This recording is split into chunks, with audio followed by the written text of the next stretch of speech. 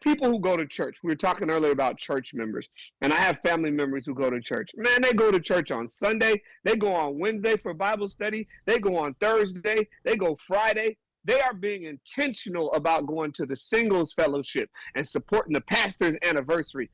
That's not natural. You're being intentional about it. So I think as fans, particularly African music fans, we have to be intentional in saying, you know what?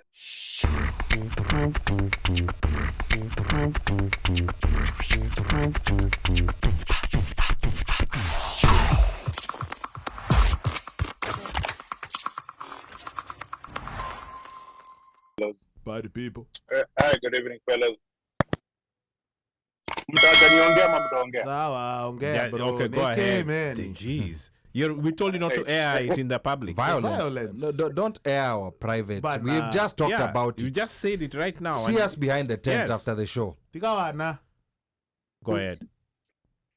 Anyway, hey Simon, long time no see. Last time I think I saw you was in Clubhouse back in 2021 when you were holding your African folk stories rooms, which is a very interesting room. And hi, Dre's.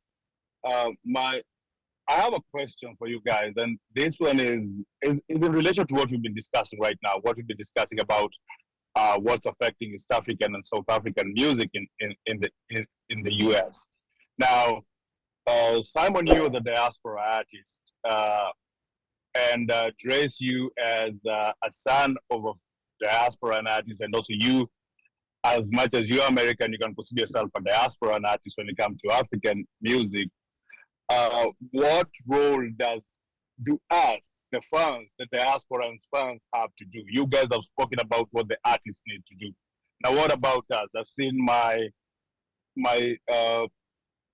co-hosts here have touched on about the negativity that somebody might be able to put out about a show and how it affects that. But what other role can we play in growing of our music? Because I know one of the most things you'll hear people saying, especially is that Kenyans saying, is that but Kenyans don't produce nice music, or they will say that the music is not in English, the music is in Chang.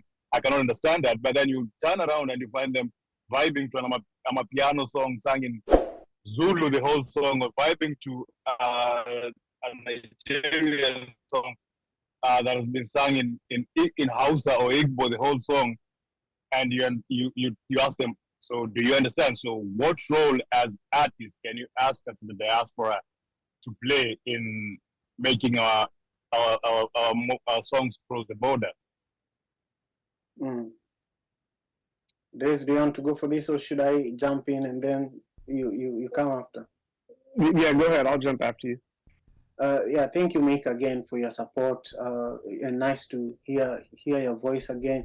I would say that, for the fans, for the people that consume music, I would say show up. Number one, show up when an artist or an event organizer or a festival producer organizes an event like Madaraka.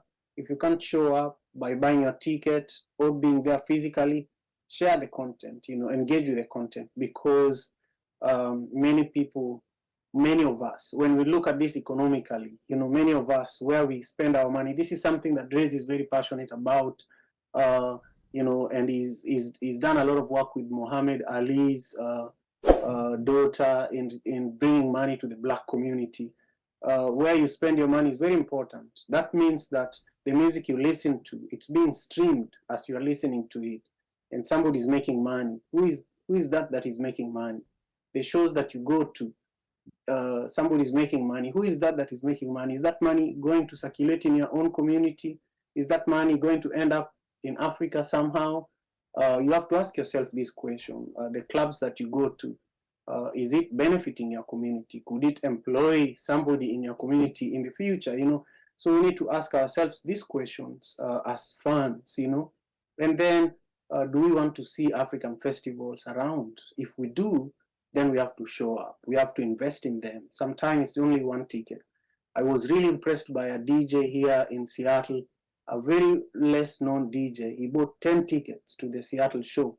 And he said, look, I want to give 5 away, but 5 are mine, for my people. And I was really surprised, and I told him, I want your phone number. I want us to be friends, because for me, I want to invest in what he's doing, because he showed me that, look, what you're doing is important.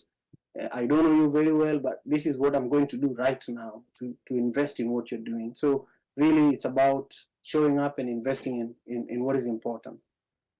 Okay. I would also say, I would add to that, it's really important to try to create a culture of sharing, right? How do we cultivate culture? Because when you start talking about fans, there's a fine line between me as an artist manipulating your fandom. See, as an artist, I believe that music touches a fan, right? You play me one song, I love it. You play me the next song, I can't stand it, right?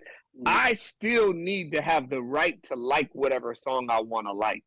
And I think I, as an artist, want to protect your ability to like whatever you like, right? Whatever it is you like, if you like it, you like it. You don't even have to know why you like it. I just like it, right? You don't owe me nothing. If I play a flute, if I hit a stick on a tin can and you like it, you have a right to like it. So I think that's the first thing as an artist I think has to be protected. But at the same time, I have to place a demand on you when you say, well, what should we do? You got to be active in creating a culture of sharing music.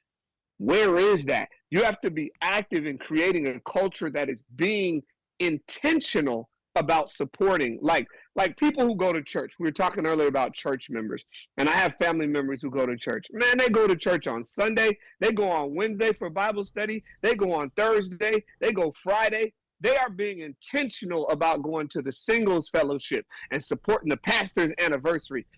That's not natural. You're being intentional about it.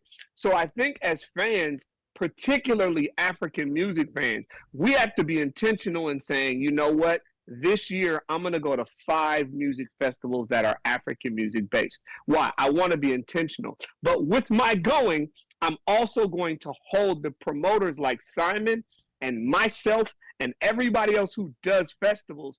You also have to hold the promoters accountable. Don't let them just bring any old artist. If you're going to an African music festival and every year it's Wizkid and Burna Boy and you want to see somebody else, you have to write them and tell them, hey, this is great, but we want to see some other bands.